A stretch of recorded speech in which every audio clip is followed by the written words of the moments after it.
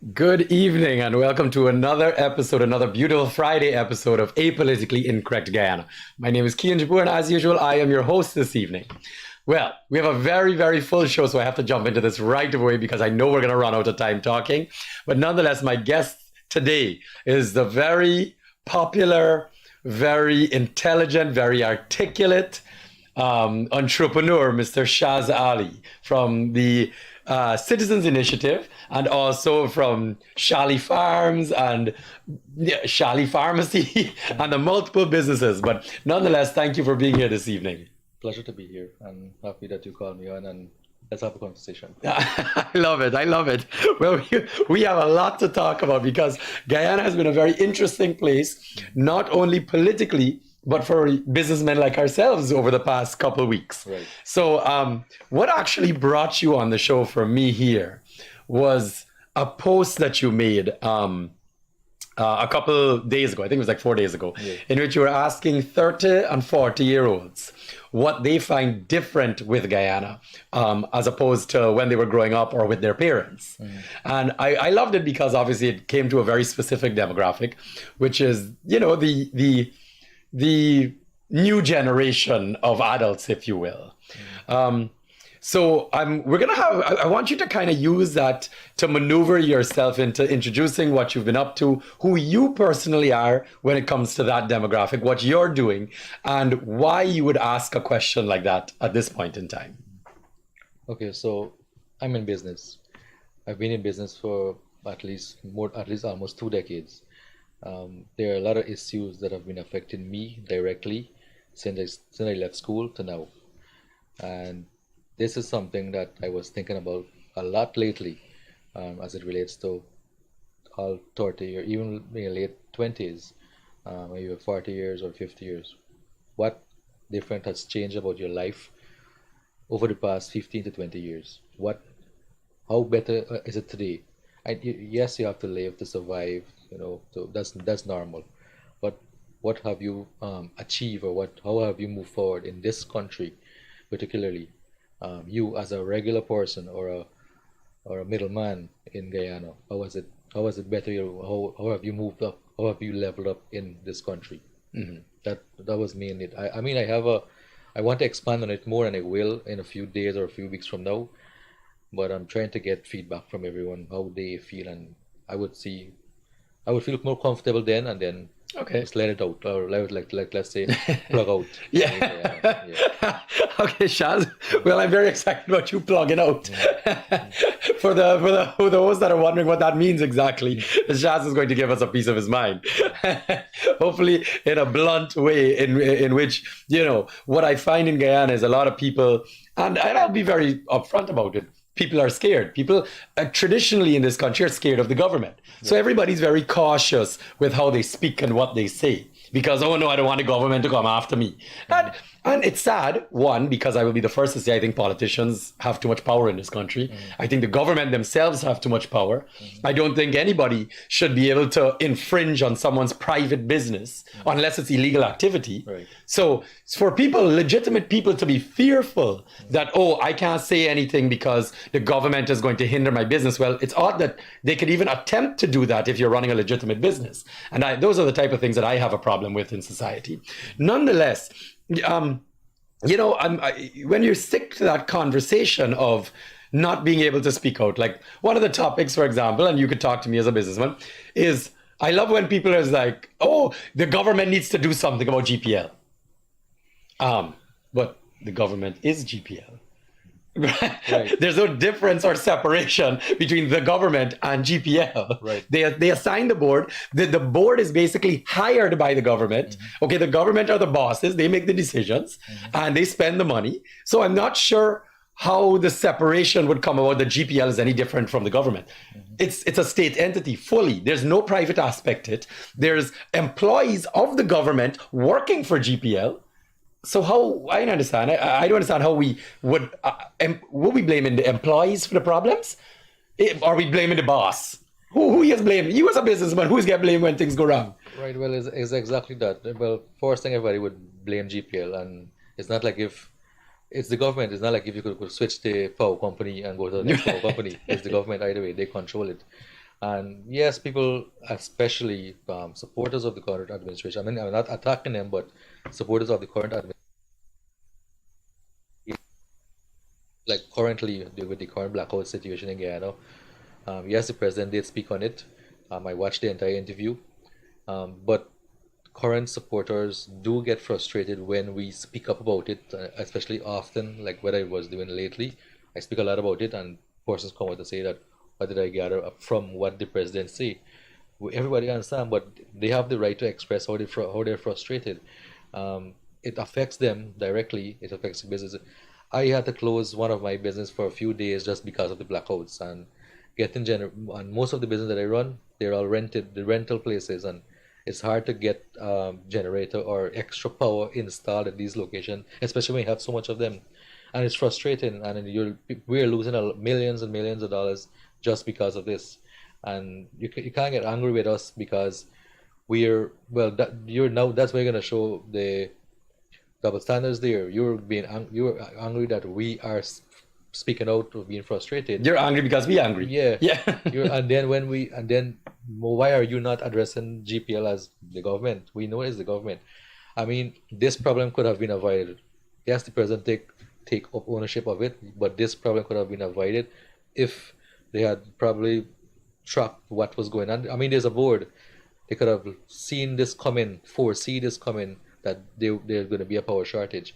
Yes, that we know that they're going to bring on, I think it's about 30 more megawatt more of power in December, but I'm hoping that there's an immediate plan to up it like to the next 30 or 60 right after that, because that is also going to be taken up when we get that power. And we can't say when we bring this 30 in December, we'll wait until the gas station will come on stream, because that's about maybe 2 years or 3 years from now. We still need to cater for the demand that's coming to us.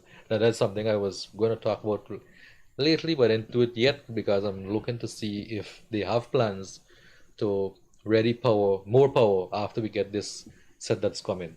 Okay. I'll be Shaz, I don't know if you've been following it the way I do, but there was a report that came out in 2021, the development strategy for GPL. And it stated in the 2021 report that by 2023, at the rate of building, at the rate of construction, at the rate the oil companies are growing, we're going to run out of power in 2023. Lo and behold, 2023. This is the same government that was there in 2021. So, correct me if I'm wrong, but is that not just plain and simple mismanagement? Well, I didn't know about the report, but based on the report, they should have foreseen this right now. They already foresee it, and they should have been ready for this. Nobody would have been going through what they're going through right now. A lot of people. But let's say the report didn't exist, and I'm happy. I'll throw up the report in a minute. I'm happy to say let's just for all the naysayers out there, a report didn't exist, which it does exist. How could anybody not have known, with all the progress, with all the building, how could anybody not have known that we were going to run out of power? Even if you don't have a report, you don't need more than a little bit of common sense to know that. Right, and even GPL, and they have a board, they would know it also. They have a team there that would know that power usage is reaching to a peak, and it's coming up to a peak, and there should have been preparation. Only when, like what we were saying, and when stuff fast up, then we look to get like toilet paper. That's what happening right now. There you go. And so I'm actually going to tell you, while I get this report up, I'm actually going to tell you something very interesting. I just sent it to the operators. Whenever you guys can throw it up, no problem. What I find very interesting, and I'm actually gonna, you heard it here first, okay? If we want to talk about forward thinking and being proactive, so we understand that we are in a dry spell right now. We haven't had rain. Today we had a little bit of rain, right in the morning. We didn't have rain for the rest of the day. It was a downpour maybe for, 45 minutes, hour, however long it was. It was an extremely heavy downpour. Right. I want everybody to know, and again, please revert back to this clip when the time comes. The same way that we are having a horrific drought right now, no water, the river's drying up, Amelia Falls dry up, water shortage, as the president has mentioned more than once. because of how climate change works, we are going to have the complete opposite very, very soon, in which we are going to have torrential downpours, monsoons, and we are going to flood. So if anyone wants to, today is what, November 3rd, 2023. I'm telling you from now that if we do not get our act together when it comes to drainage, we're going to be screwed again. Just so you can see up there, Shaz, they just put it up. That report is from 2021. All right, here I can while they look. This is a forecast, energy peak and forecast for GPL system. All GPL electricity demand, 2021 was this. 2023 was the 1500 is what we're currently at. And as you can see there, they've already known in 2023, look, they've already forecasted 2025 will be 27. So they knew this report since 2021 that they were going to run out of power because they know how much they're producing currently. So here is the report. Nobody can deny it. This is the conversation that we're continuously having now of mismanagement versus progress. And I'll tell you right now again, they zoomed in there. I'll tell you right now again, Shaz, we are businessmen, okay? Shaz, I can tell you since blackouts have started, you said it just now, I have been hemorrhaging money. My business is not sustainable now, especially medium and small scale businesses like ours. We can't produce. There is no way we can survive if these blackouts continue like this, much less as they're saying for another month. So I like to be very solution based, and I want you to help me out here. Okay? I personally would like to start a petition to say GPL should not be charging us right now. We should not be getting an electricity bill between now and the end of December until they fix the problem. Not to mention, correct me if I'm wrong, I know you're a social media man. Have people not been complaining that their GPL bills have been coming higher than regularly? Yeah, my bill has been coming higher. Here is one man. How is it that we are getting 6 hours of blackout a day and our bill coming higher? Well, that's something else. That's a different story. So figure out how the bills are coming higher. I mean, I know that as it relates to power, technically when something starts up, it burns a lot of current. So I guess when with summer blackouts, I guess that's it. There's charge for the startups. Well, you know, GPL has a wonderful system of what is called estimated. Estimate. Yeah. Was it guesstimate or estimate? Estimate. Not guesstimate. Okay. No, I'm joking. But it's ridiculous now, Shaz. Yeah. Because businesses like our own are taking. You suck $100,000-$200,000 out of our business every week. This is now. Correct me if I'm wrong. This is not just blackout in the context of lack of production, but I'm talking about damaging of equipment, right? Our fridges, our freezers, our lights, putting in systems, speakers, computers, all of it. I'm talking about spoilage. Food. I know a man posted up a thing the other day about the ice cream shop. Oh, geez. So, you got spoilage. Now let's talk about the customers that are not coming in because, well, they got blackout, they can't get ready, they're not leaving the house, they can't bathe, they can't do nothing. So, your customer base has dropped. I mean, these areas right across the board, what's going to happen now? We got to start laying people off? How are we surviving this? How are we surviving this? And then GPL is still coming with a higher bill. And if we don't pay it, we're getting cut off. Yeah. I mean, it's how it is right now. I mean, everybody just trying to survive, and the GPL and the power issues is making it worse on us right now. I couldn't stay in my office for especially in the morning. I'm more productive. I couldn't be in my office just because of the power issues with GPL. And people were saying, use backup current, use UPS, but all my UPS, I damaged about 3 UPS for the past 3 weeks in my own office alone. And UPS will last forever. It don't last forever. It's a couple hours maximum. Right. People saying get solar. To me, I don't see solar. Who could afford it, Shaz? And to me, it's not sustainable. The solar panels got to change. Batteries are expensive. I don't see the benefit of it. Come back to generator now. I've had years and years experience dealing with generators, and they got to be servicing, and then when they're done for a long time, when you're ready to actually use it now, when you have the blackout, is the next issue. So I've had years and years dealing with generators and these backups. So I actually decided to stop using all these backups and to stick to the grid. And well, look at the situation. Now so it's lose right across the board. Lose right across the board.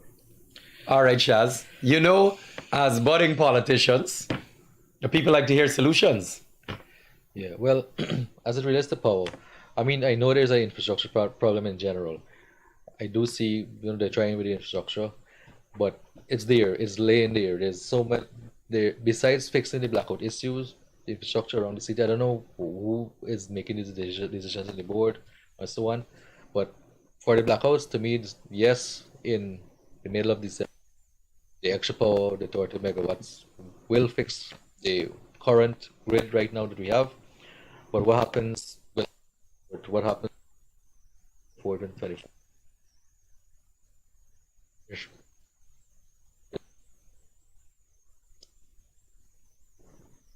Or 2025, we get the gas. For the gas. Yeah. A lot of it, John. I'm so glad for you. Say I like your positive outlook. I appreciate it. Yeah, based on that. So all basically that you're telling me thus far is, as of right now, we are screwed. But I have a lot of hope in what's coming. Yeah, I would say we are screwed in terms of power. But you really after and the previous government for 27 years each almost had their own chance to run this country. Now you would tell me that they can't figure out what our problems are? Well, based on what you're saying there, coming back to the post that I made about how has life been for you for the past 20 years at least in Guyana. All right, and what you're telling me. All right, now help me out here. Let me jump into because just to kind of stickle on the GPL thing for a second. It's understanding that there are so many flaws because you just mentioned again the maintenance of the system. Well, we know in GPL that there is also something called line loss. And right now, GPL statistics show that it's 27% of the power that is being generated is lost between the generator and your home. 27%. And why think about that number? That's a quarter of the power gone. So if they would even just fix that one aspect, we would not have been in this problem right now at the moment. Well, also there's another issue with people, stealing current in Guyana. Yeah, but partner, hear why I like those kind of conversations. Hear why I like those kind of comments. You think Guyana is a big country? No. And if you know they thief in, you don't think they know they thief in? They know the thief in. I know they know the thief in, and then they're supporting it. I mean, they're not going after these people. They're not going after them. Why they ain't going after them, Shaz? Corruption. The word of the day, folks, is corruption. All right? This is Guyana. The high ones would always ask you, show me the evidence or report them. But it still come back to corruption. No matter how much report you try to do, there's always someone there with their hands open. It's Guyana we live in, and that's the reality. And people know it. The people in power know it. The followers know it. But it's like they want to accept it how it is because it benefits them. That's where they're hanging them out, where it benefits them. Shaz, we're going to jump into some very interesting politics gap here now, right? Let me tell you why. We're about to have a conversation about third-party politics. But before I do that, I want you to give me your opinion on something that I have been convinced of. And at this point in time, it would leave you hard-pressed to believe that it's not true. I believe that the people that run this country, and I mean on both sides, I mean Harmon, Greenwich, Granger, Barrett, Irfan, Nandalal, all of them, okay, all of them. Both PNC and PP. I believe those guys are smart guys, right? I don't believe they're stupid people. They're smart, yeah. Very smart guys. So if you and I could talk on this thing right now and talk about the problems with GPL, I would be inclined to believe that them man know this thing already. That those guys, having been at the top of the country, having also been living like we are, know that these problems are occurring. And if I know it and I can throw statistics out and I can show you the report, they must get a report. It's their report, it's their agency. Yeah. So my question, and sorry, my theory here is they're actively choosing for this to happen.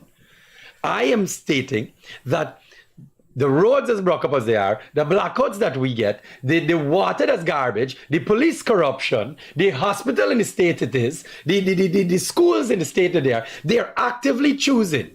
The business taxes, that's something as simple as vehicle duties.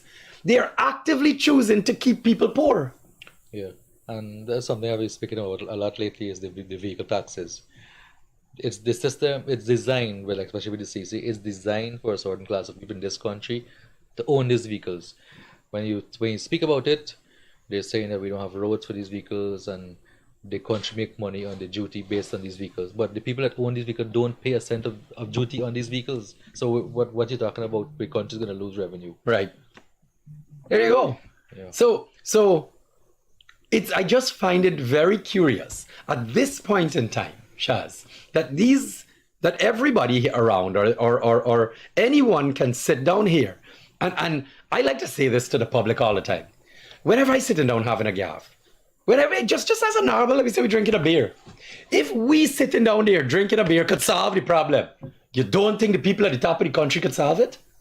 If we know what the problem is, if we know to stop corruption, you gotta pay the police better, you gotta train them better, you gotta give them better incentives, and you gotta respect them. And those people will then respect themselves, respect their jobs, and they will follow the law and abide. Correct? Correct. They'll have something of value. How come you telling me Barra Jagdo and Irfan don't know this? I mean, they know it, but I see this is the way I see it, is that the government, whoever's in power, they use the people in Guyana as a tool to come up to election. They give you some, holy there, give you some, holy there.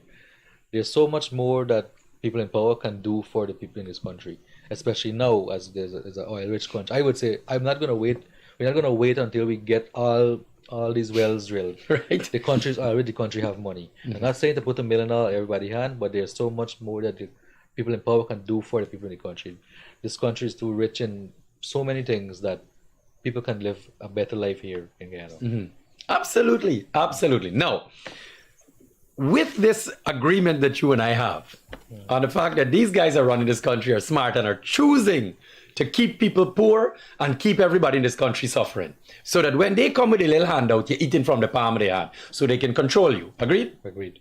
So tell me if the correct strategy in order to solve Guyana's problem is first and foremost taking some power away from politicians. Well, that's something we had actually tried to campaign on back in 2020. We need politicians again, they have too much power. That's why we call for constitutional reform. So, yes, they have a lot of power. We need to fix that. I did see something, heard it from the Minister of Legal Affairs, Honorable Nandlal. He said that why we need to change the constitution, what's wrong with it. Now, this is my view on it. These politicians make it sound that they're the only persons in this country that knows what's right for this country. We're not saying they're dumb, they're smart. But they have instilled in the minds of every Guyanese, especially the followers, that what they say is the right way and the only way it should be done. And they just accept it. And there's no better way. There's nobody else. We're not saying I am the better person, Kian is the better person. There are people there, but no one is given the opportunity to show better. As it relates to the same thing with the Constitution, there are so many other countries running with different constitution to what we have. So why can't we, imitate it or mirror it to suit our modern day Guyana than having something there from since the 80s. Now, yes, I know the laws of Guyana is currently being revised and we're getting it soon, but I would only update simple things like fee charges and some simple things. But there needs to be a general overall constitutional reform for this country, or else it's designed in such a way that only the big ones up there can benefit. This country is not a monarchy, like the monarchy countries them run so much better as compared to Guyana. Yes, we know we won't get that, especially in this part of the world. That's why we need constitutional reform to take away a lot of powers from the politicians, especially the president, vice president, and so on. We're not saying we have to drop their salaries or so on. They just have too much power, and people in this country, they cannot speak up. When they speak up, the current current followers of the administration, not attacking the administration, I'm talking about the followers. Current followers would think that, or call us mad people, Right. especially us as third forces. They literally say that we have a different agenda, but it's fresh perspectives. So why not? I'm sure you have these things in your mind, but you just don't want to say anything about it.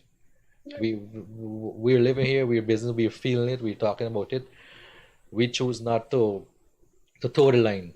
We want to, and that's what we do with TCI. We're creating a platform, and you guys too, creating a platform for people to come on board who want to see fresh minds, fresh faces out there. It's not about getting power, getting money. When we're in business, we are already there. We creating a, right now I'm taking a back seat in our party TCI to allow younger ones to come on board to show what they have to offer. We're just holding the platform for them to come on. Coming up to 2025 elections, we'll be there. Not sure how it's gonna go. You never know. There's some combination going on, but right now we're by ourselves. I know you guys by yourself, but we all have a we are all on one page basically as third forces. We want to see better.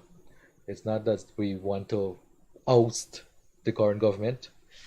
There need to be more voices in parliament. I don't think right now how it is. Right now, it's the government controls parliament, which is fine, but there's no more voices. People will get angry with me, especially just after yesterday, a PVP person who's actually a PVP member to call me out saying that I always complaining on social media about every little thing that bothers me. Of course, where else am I going to complain? I mean, I have my own platform to complain. I don't have a seat in parliament. I got to speak out in public space. And the public space is actually my Facebook page or any other social media account. So I speak out there, and I won't just speak out and just complain. I'm trying to do constructive criticism. I criticize, show the solution about it, especially as it relates to the duty on vehicles and so on. I would give you the solutions, and they know the solution, and it would fix it. But I personally think the system is designed for one class of people, one set of people in this country. Good. Excellent. Excellent. Now we're going to have a very feisty conversation here, you and I. And I'm doing it so everyone can see it. All right. You, TCI, and myself, ANUG, we ran in the 2020 election. All right. 2020 elections. Can you remind me how many votes y'all got? That's 600 and something. Good. So not a whole lot. Yeah. I mean, I'm not sitting here boasting. We didn't get a whole lot. We were lucky. We were in the joinder. 2000 something. Yeah, 2000. Right, there you go. And we were in the joinder, and we ended up with one seat in parliament together. I know you're a statistics man. No, because I wanna lay the foundation up. All together, I think it was how many, 7 or 8? How many third parties ran? It's about 8, I think. It's about 8. Yeah. All together, if every one of those third parties had joined, how many votes would there have been? Do you remember? I think it just would be around 9,000 something. 9,000 something. Yeah. So theoretically, we were very close to be able to get 2 seats. Because we would have get one clear. Right. And then we would have might have gotten the more majority of the remainder. Right. Correct? Because that's how, just so everybody understands, that's how it works. The last seat is given to who has the highest remaining votes. If they don't reach a whole seat, they get the next. So, if PVP has 2,000 and 2,000 votes left back, that's not enough for a seat. And APNO has 3,000 left back, that's not enough for a seat. And then we have 3,500 left back, that's enough for one seat. So we will get the seat because we have the highest remainder. So if we had gotten the 9,000 votes, we would have gotten one seat plus probably the remainder, as it were. Right? Thereabouts. Right, Like, thereabouts, yeah, the math is done at the time. It's hard to tell now because you'd have to recalculate all the votes for the number of distributed seats, if you understand what I'm trying to say. Right. The mathematical equation would have changed. Right? So let's say we all joined forces and got those 9,000 votes. 3 of us joined, created the joinder, and we came together and we got that seat. You guys now have just released, maybe I think a couple months ago, released TCI's roadmap to 2025. Tell me why or if or what TCR's plans are when it comes to going it on their own or running on one platform for the next election. Because according to those statistics that you and I just spoke of, everybody, all third parties running separately again, will end up with the same poor results. Only one seat, maybe 2 seats in parliament. And all of us running individually definitely will be weaker than all of us running collectively. So why would TCI, and I'm going to ask it very plain and straight, why would TCI go on throw out a roadmap to 2025 without, figuring out to work together without a platform, without other third parties? Well, right now we're trying to not like if there's a manifesto or any plan right now as relates to that, because certain things, especially as relates to manifesto or your plans, got to be shaped based on maybe the past 5 years and looking forward to the next 5 years afterwards. So the plan behind that launch, that staff launch, is to recruit, because based on after the last election 2020, the person that have come on board, not everyone decide to stay on, and because it's not easy to get candidates, especially when there's so many little parties there. To get candidates, especially good candidates, is not easy. And that's why we launch now to recruit candidates going up to 2025, or even if when we reach to 2025 stage, it's also possible that there might be another join the list or 2 join the list maybe, or even a combination of parties like with the umbrella, like we always discuss in the background. But right now we're trying to recruit. There's no immediate plan as to what we're going to fix and what we're going to fix. It all depends when there's near to election. Technically, I don't think we can campaign now. Besides the fact that there's a campaign season, right? There's a campaign season for that, because right now your campaign is a waste of time. The incumbent will always have the most resources to do it when the time reach, and everybody will just forget about you completely. And I do see the point you're making about the split with all the parties. Them, I hope that there can be some collective going into the next election. I see this: all the parties that was in the last election, they have some amount of credibility going into the next election, as compared to the newer ones that will come that was not there before. So I would say we have a little upper hand as it relates to challenging the newer ones that are coming on. Okay. So, all right. let me throw a scenario out to you here. All right, because this is something as a third party member, I often think about. All right, and it's obviously, like you just mentioned, we have our conversations in the background. Now, correct me if I'm wrong. If the people of Guyana see from as early as possible, all the third parties working together and have come into one unit and joined together as one group, all the best and brightest from each one, would that not instill a little bit more confidence? Would that not bring about a little bit more visible kind of collaboration that people can get behind? Not to mention the pooling of resources in order to ensure that one message is pushed from as early as possible? It will insert, but right now in Guyana, there's a stain as it relates to third parties caused by the AFC. But we have to look at it a different way in Guyana. The third forces right now is not the same as the AFC. AFC was technically dropped down from the PPP and the PNC parties, making the AFC, which was Trotman and Ramjatan. Right.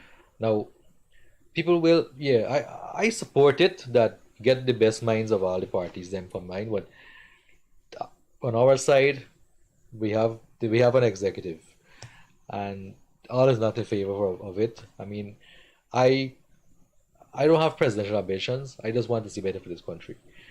We have the platform there to come on board. Even if we have to do a join or a combination or a coalition, that's fine. We can do it. But my main goal is for us as all small parties, because I tell people, if they don't want to vote for us, don't go vote for the PPP, don't go vote for the coalition. Vote for a third party. They don't have to be us, just vote for a third party. But then they come back to the other part with the splitting of votes. So, I can throw a hard ball at you, all right? I can throw a hard ball at you. In 2020, we hosted, ANGUG hosted it, and I'm not sure if you were attending. We held a dinner at New Drive-In with all the third parties. Do you remember this? I was there. Yeah. You were there? I was there. Good. And we put on the table that we have to come under one umbrella. We have to work together. At that time, more or less all the third parties were new. All right. We all were, had all the highest hopes in the world. We all thought, well, we popular and we got the best ideas and the brightest people, and we gonna we can do great in this election. Individually, that did not turn out so. Right. All right? We all had extremely poor turnouts. Right. And what I take into consideration is that is what was at a point that everyone was tired of APNU. So they turned it back. They literally, most of the swing voters voted for PPP just to get rid of APNU. Not because they like PPP, but to get rid of APNU. Well, now we come back to PPP. We back in blackouts 2, 3, 4, almost 4 years later now. We back to square one with the country. You know, money not being spread out. People suffering, blackouts every day. You know, blah, blah, blah. Crime through the roof. We could go on and on. Right? Don't worry. We building roads. Nonetheless, my whole scenario here, my whole question always boils back down to how is it that we can even possibly fathom going back down that road of us even considering not working together? Like in my world, in my logical understanding, if we were to go back to the election in 2025 separately and do the same thing again, we will only be doing us and the country that we're trying to help a disservice, because we know what the results are going to be. It's going to be poor. Yeah. Well, I'm in support of the last election third parties. But you just said your executive might not all be. Yeah, What is that's stopping? But you tell me what anybody can argue. Because I tell it to my party all the time. There is no way y'all could convince me to run this 2025 election without doing everything we can to bring all these parties together. There's a lot of time. I mean, immediately it cannot happen. It's not happening right now. But to me, there's enough time more for that to actually happen. Yeah. Let me come back to you as I look at this as strategically as possible. We are not APNU, who get taxpayers' money, $3 million a month. We are not the PPP, who own all the public media, who own Chronicle DPI, who got all the money to push into marketing and campaigning all around, who's jumping the government vehicles or fly the government helicopter to every village every week. So it will naturally take us longer to get our message out there and more resources of our own doing. So my whole conversation of about, we got plenty of time. Well, let me be realistic. Not the year, we had Christmas already. It's not this year is election coming. It's the year right after that. So honestly, we are less than 24 months away from an election. Right. So when we sit down here and say, we got time for all of that, but with the resources we have and us all running around with different messages to whatever little, outreaches we can do, are we not just wasting our time before 2025 when we could all be standing up saying, let me put our heads together and do this from now. If we got visit one village a week, with our collective teams, more manpower, then we would have a larger impact. Yeah, we can, but I mean, it might be a short time. It might be a short time to you. I think it's long enough that we have enough time, because the last election, it was about 3 months before the actual election. We were doing the join-in. It can happen. We can actually still do the join-in going into the next election. But will people know? How we can get to the interior locations, how we can get to the villages, how resource-wise, if it's only 3 months before elections, how are we doing it? Well, that might be the way that we could look at it, because in the last election, none of the third parties, except in, I think was the Morbi's party, they covered all the regions. But none of the other parties, like your party, our party, did not cover all the regions. Perfect. Collectively, I think we can cover all the regions.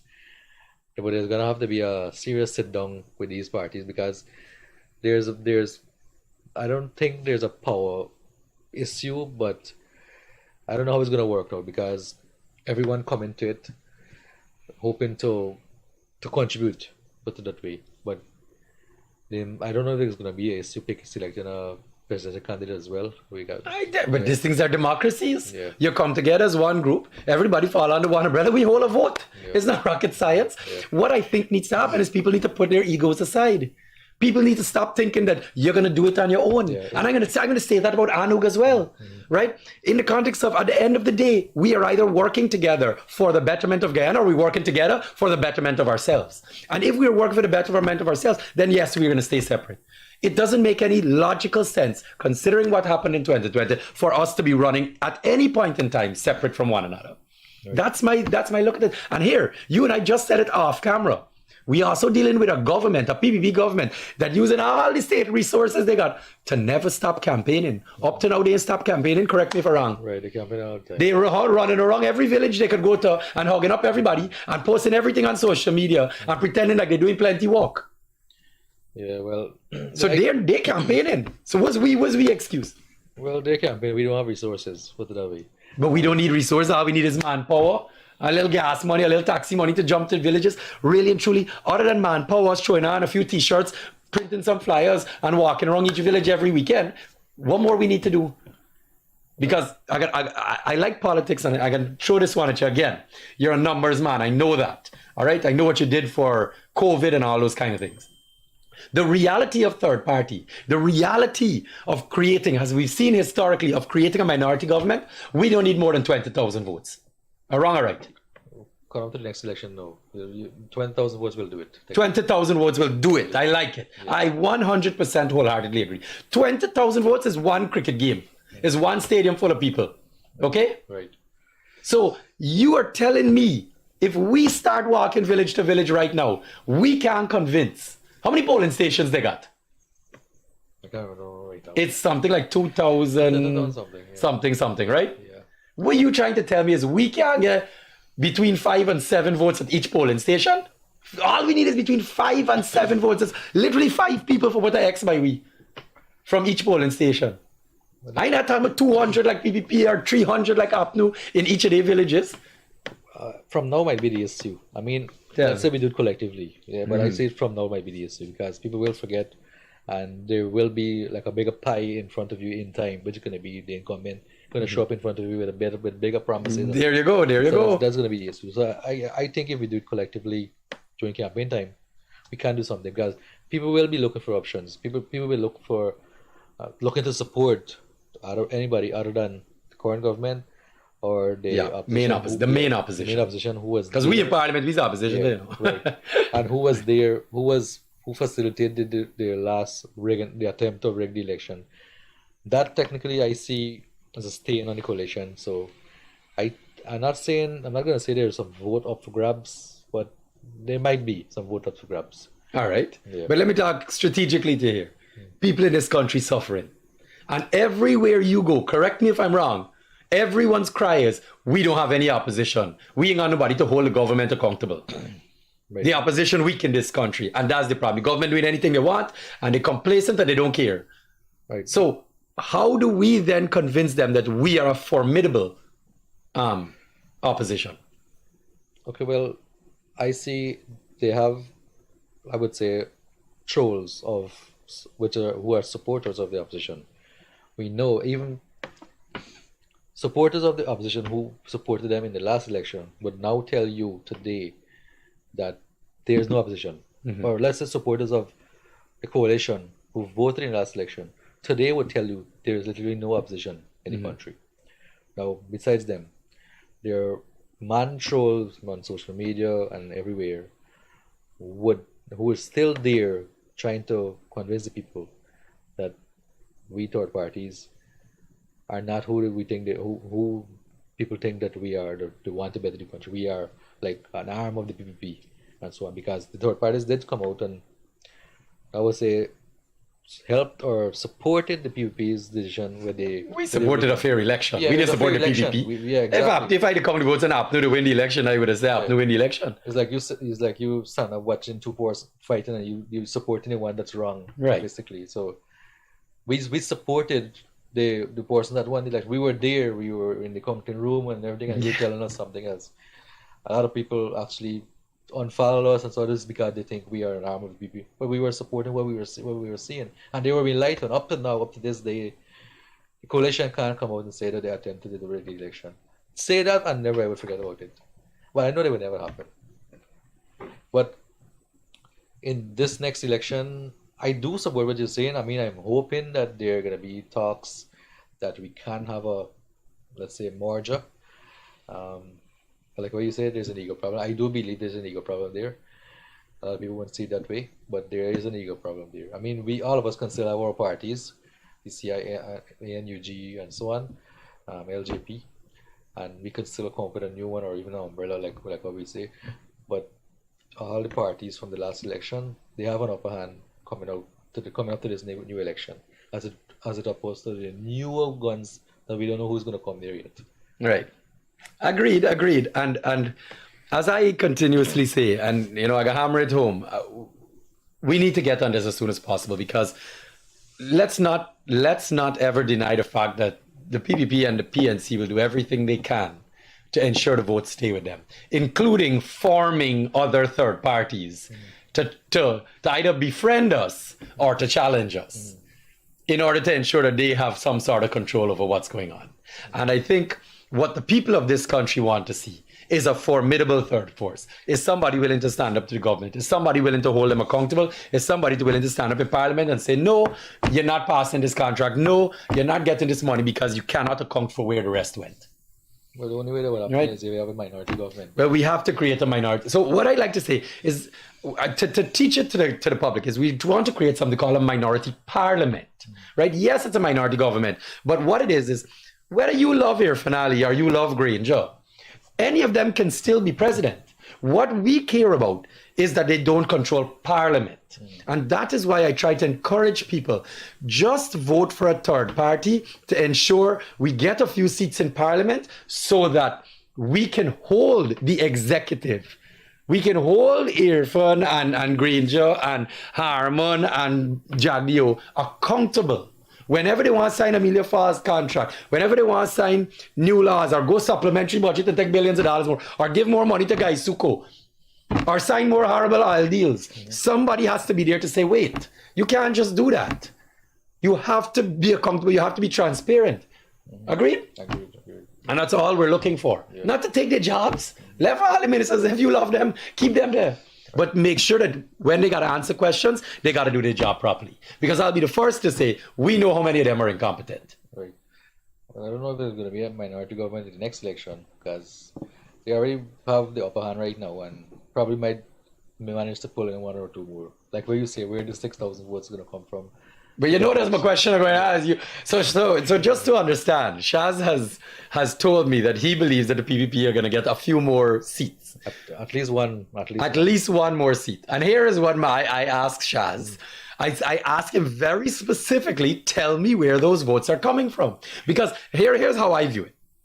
In 2011, AFC got about 7 seats, right? And then 2011, we had a minority government, right? PPP was in power, they prorogued parliament. Went to elections, everybody was done with the PPP in 2015. We done with them. They corrupt, they bully, they thief in, whatever is the story. We done with them. They get, the APNU AFC merged and they had 1 seat. Okay, the Charanda seat. APNU AFC won by 1 seat in 2015. Okay, Fast forward 5 years to 2020. Everybody was done with APNU because of how bad they were handling this country. Everybody was done with it. To the point where people vote for PPP to get rid of APNU. The same thing they vote for APNU to get rid of PPP previously. It just reversed. PPP are in power right now by how many seats? Technically, it's just third. One single seat again. PPP are in power right now by 1. Even though last election, everybody was done with APNU. Because of how poorly the country was being run. And in 2015, how corrupt the PPP were, and we done with them, back to square. Now fast forward to now. I am asking you one more time, where are the new votes coming from? Well, it can be done this way. Yes, let's say they get 1,000 votes, and 1,000 extra votes. That's from new ports or people who swing over. The thing is, there will be a lot of people who might withhold the votes. That's another way to look at it. But the only people that will withhold the votes is people withholding from the current government. Nobody else is going to withhold. APNU people vex because they're not getting anything from the country, so they can go back and vote for the APNU. Okay, put it this way. The same APNU people who vex, they might just not vote. Why would they not vote if they vex with the PPP? Because, no, they vex they're already vexed with APNU that they're trying to rig the election. And Will you show me which APNU vote supporters stand up and say, I done with the party because they try for rig election? I've been Look, Linden just vote for them in numbers in local government. Clean sweep the PPP in Linden. But they still did better. That's what I was trying to say. Even with the local government, the current government have a rise technically with votes. Tell me how many votes. I know the numbers. Let's see if you know the numbers. I know the numbers, but they have. Hold on, I can give you the numbers. They made inroads all over. You want to know something sad? When you look at the overall votes, APNU made inroads as well. Yeah, but hold on here, and let me give you the best part of this next one. APNU didn't do one stitch of campaigning. They walked to market because it was Northland walking. PPP ran a national campaign across this country. Every village had rally. They give away t-shirts till you can't even see anything except red. They push money in the t-shirt and give people. They all barbecue. They give away contracts. Yes, yeah. Partner, and the people still only gain 3,000 votes more than APNU. And APNU gained 4,000 extra votes from 2018. So you tell me, if they're doing such a wonderful thing and they're gaining votes, how APNU gaining votes too? Well, how I see it too, the next thing is the One Guyana. To me, that itself, and this is the first time I'm going to speak on this thing, I spoke about it privately before, the One Guyana, it's actually a campaign started since Venezuela. Excellent, correct. It's fully that. It's fully a PPP campaign. Yeah, it's just branded as One Guyana. I correct. know that probably have its good intentions, but it's clearly it's campaign based using state funds. It's a PPP initiative. Yes, it's government initiative, but it's still PPP initiative. Man on a mission is the same thing. It's the same thing. So these are just PPP taking state funds and campaigning with it and branding it something else. Well, I mean, I know this is politics all around the world, especially in the Western world. It's just like in the US when you had the Obamacare and these things. You brand it off your own stuff. Right. So it's normal here. So, but that is as clear as day, and people could see it more and more and more. What's One Guyana? And there's One Guyana, and there's clearly a big division in this country. The thing is now, coming back to the post I made about the people in 30s and 40s, how has life changed for you for the past 15 years or 20 years at least? Well, I can tell you for me, how I see things. Guyana, we have been going in circles. How it's been then to now, we have been going in circles. All we're seeing change in this country is the politicians. We went back to forth. Now there's a blame game now that this person was in power, the country was stagnant, this person's coming, we have to wait, we have to rebuild again. Now whose fault is it? It's the people up there that's dividing the people already. So they're going to be divided, and we're selecting different persons to run the country. So coming back to the politician again, they are the one that caused we to be here how we are today, dividing the people, and they're still doing it.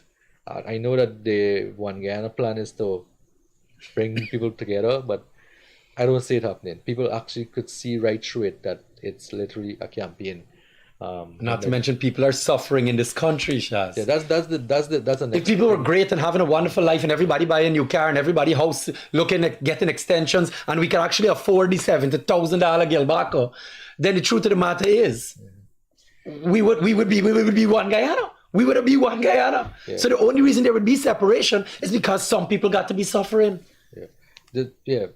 Why is there One Guyana and so many people in this country suffering? Like coming back to issues that affected me directly, with especially when I complain about the importation tax and duties for vehicles. Right. How is that One Guyana when I could afford right now? I want to buy a Prado in Guyana. I could buy a Prado, but I don't want to pay $30 million, $40 million duty when the next person who is probably earning less than me having it duty free. That doesn't make no sense. Yep. It's just the system is designed for one set of people in this country, and I've been seeing it over the past 10 to 15 years. I mean, I tell you this: I love Guyana.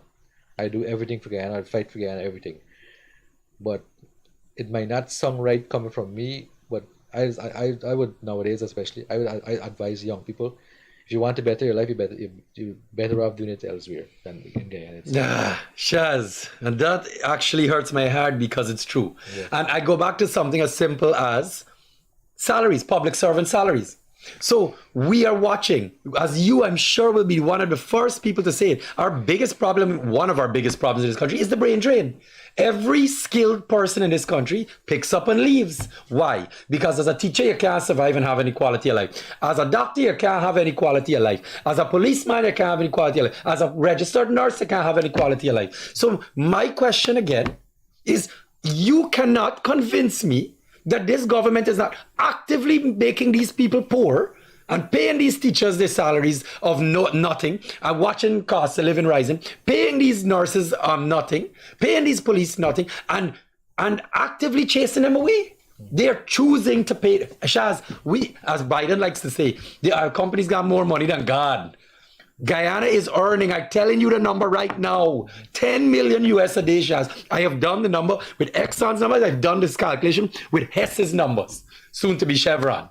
Okay? I am telling you how much money we are making. And this I have corroborated with GRA's people. We are making almost 10 million US dollars a day. The GRA representatives that signing off on the oil out on the rigs, these men telling us how much we making. I am telling you how rich we are. How come they're not paying the people more? Right. Soon we'll have enough. Soon Guyana will make enough money that in the oil alone to cover the budget every year. That we can Easily remove taxes from almost everything. I mean, we're not saying to do it now, but sure. But Chaz, you know, things can happen temporarily as well, right? Yeah. You know, you can give people temporary breaks while we earning. So what you do it is like on a sliding scale. Well, while you put it into law, while the country earns X amount of money, these taxes are removed and lowered. If the oil money slows down, well, then we'll have to raise back these taxes. You getting what I'm saying? So take the break when the country making money, and you have to support when we're making less money, because you know what will happen with oil and world market. You know what will happen if a well dry up or whatever. So you can track how the country is earning, and then thus give the people the benefit when the country is benefiting. Pass it down to the people. It doesn't need to be permanent. Oh, we taking off VAT, we making VAT $0, and we can never reverse it. No, while we are making $10 million a day, VAT is zero. When we go to making $5 million a day because oil price drop or because one of the wells tap out, we can raise it back. Shaz, it's not rocket science. And they like to scream inflation every time you talk these things. Right, that's the main thing. So what causing inflation right now? Look at the cost of living going through the roof. Fuel prices are about to spike. You know this. Well, my issue with people in Guyana, especially who supports the government, I mean, you could support the government, but you need to see and open your eyes and speak up when these things are happening. Beautiful way to start as well. People like to demonize open your mouth. Yeah, they like to demonize people when they speak out on these issues. Yep. We don't speak up because we're mad. We speak out because it affects not us, but everybody. It can help us. Here, I got Shaz right here. Okay, I have not said this to Shaz, and Shaz absolutely does not know I'm about to say this, but I'm going to speak for Shaz, and Shaz can say whether what I'm saying is correct. Shaz nor I need to be in politics. True. I don't need to make politics. I don't make no money from politics. I'm a successful businessman on my right. Are you? I am. Right now I have 4 physical businesses and so many online businesses. I don't need to be in politics. I don't need the money from politics. This is craziness. So you sit down here and think that we got ulterior motives or we got some, and you cannot wrap your head around. Not to mention, if I wanted to make money off of politics, and Shaz is a very bright guy, so I know he's going to agree. If we wanted to make money off politics, we would have joined the PVP and PNC. Well, that's the only way. Yeah. Because we would get all the contracts like all the other ones out there that claim in. I see how many of his friends from TCI turned PPP, right? So the truth is, you can't sit down here and question what the two of us are doing or why we saying this. If we wanted power or money, we would have joined one of the big parties. Because you know what? I'm sure Shaz will agree with this. A third party for the next 20 years will not ever be the government of this country. Correct? Correct. So what are you trying to say? Me and Shaz ain't got nothing to do for 20 years? We just driven less. We just roam in with the head cup off. We are doing this because at least, and I'm going to talk as a businessman here, at bare minimum, if we can get a minority parliament, we can create a level playing field where all businesses can be on the same page. Yeah. But the thing is, in Guyana, people demonize the minority government now because of what was happening before, that making the country stagnant or holding back progress. But there need to be a voice there to speak up against this or highlight when something is happening or when there's corruption or when there's bad contracts, or so we're not saying that the project might Not to stop progress. not to stop progress. Absolutely. But there needs to be a voice there. Me, I'm full support of Amelia Falls type projects. I might agree that the study could be done on another river, or you could adapt solar into it, or you could adapt other forms. I'm personally a big fan of hydro. Nonetheless, what we're trying to do is ensure that these projects, taxpayers, get the most out of the value of their dollar, because it's their money being said. It's our money. Who paying taxes now? We. Right. We're building Amelia Falls now. We taxpayers' money. Well, right now, all we could do, like what we say, we had a competition, we could hope. Everything is hope in Guyana. I mean, we try, we speaking out. Well, I got a PPP troll here. Just we're about to end the show, by the way. It's time to end.